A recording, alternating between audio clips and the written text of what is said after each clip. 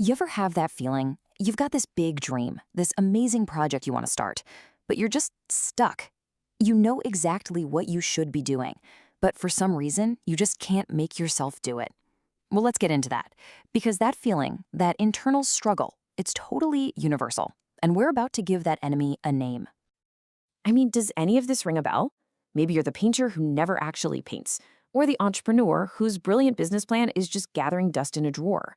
It's that nagging feeling in the back of your mind that there's another life you're supposed to be living, but something is just holding you back. Here's the thing. You're not just lazy. You're not unmotivated. That force that's actively working against you, it's real. It's a specific, really cunning enemy. And thanks to author Steven Pressfield, we have a name for it: resistance. Just giving it a name, well, that's the first step to finally being able to fight it. Okay, so what is this thing really? Let's be super clear here. We're not talking about some minor inconvenience. No, this is the main obstacle. This is the dragon standing at the gate, guarding everything you want to achieve. And this quote right here, it just nails it. The real battle isn't out there against the world. Nope. It's an internal war. You are the hero in your own story. You are the knight. And resistance, that's the dragon you have to get up and face every single day. Now, resistance is clever. It's a shapeshifter. It doesn't show up with horns and a pitchfork. It shows up as that little voice of procrastination saying, you can start tomorrow. It's that crippling self-doubt that whispers, you're really not good enough for this. It's even seeking endless advice from people as a way to feel like you're working when you're really just avoiding the work. All of these, they're just masks for the same enemy. You know the feeling, right? It's that invisible, heavy sensation in your stomach when you sit down to do the thing you know you need to do. It's like a repulsive energy field pushing you away from the keyboard or the canvas. You can't see it, but oh boy, you can definitely feel it. And this is maybe the most important thing to get. It is not personal. Seriously, resistance isn't some demon that's targeting you because of your unique flaws. It's a universal force, like gravity or friction.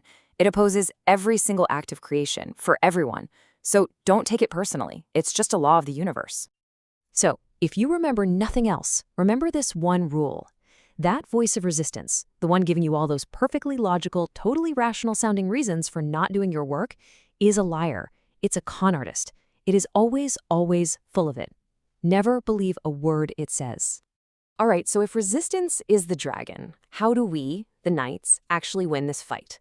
Well, the answer isn't some secret magic trick. It's a profound, fundamental shift in how you see yourself. It's all about deciding to turn pro. Just look at the difference here. The amateur kind of dabbles. They wait for the mood to strike. The professional, they show up every single day, whether they feel like it or not. The amateur is terrified of failure, but they're also way too attached to the idea of success. The professional, though, they know that both success and failure are just part of the job. They don't take either one personally.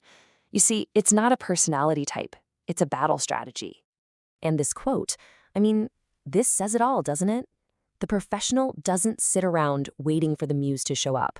They go to their desk, they punch their mental time clock, and by the sheer, stubborn act of just doing the work, they summon the muse to them.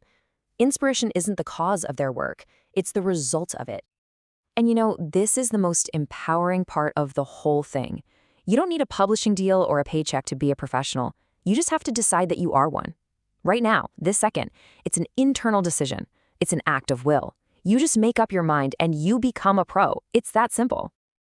Okay, so we've decided to turn pro. We know who the enemy is. So what's the game plan? What's the daily plan of attack? Let's get into the nitty-gritty tactics for actually winning this war.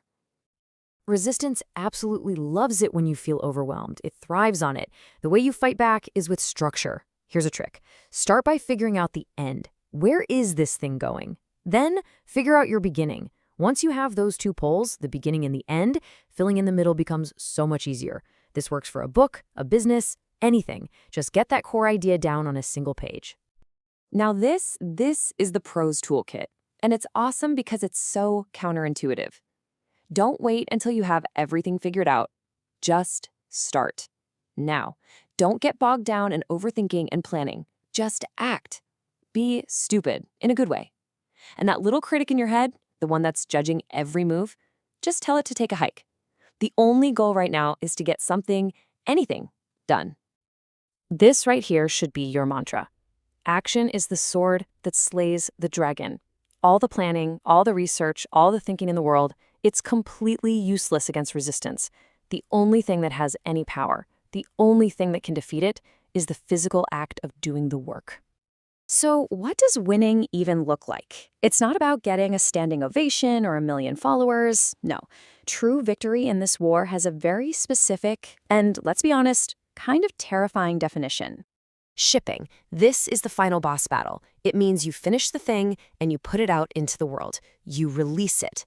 This is the moment resistance is most afraid of, because it's the moment you make yourself vulnerable to real judgment, real criticism, and yeah, real failure. And Steven Pressfield, he lived this firsthand. After trying for 17 years, he finally got a movie made from one of his screenplays, and it was a massive, spectacular bomb. Can you imagine reading that review about something you poured your soul into? That's the kind of punch a professional has to be willing to take. And this is what it all comes down to. The mark of a true professional isn't their first big success. It's their first real painful failure.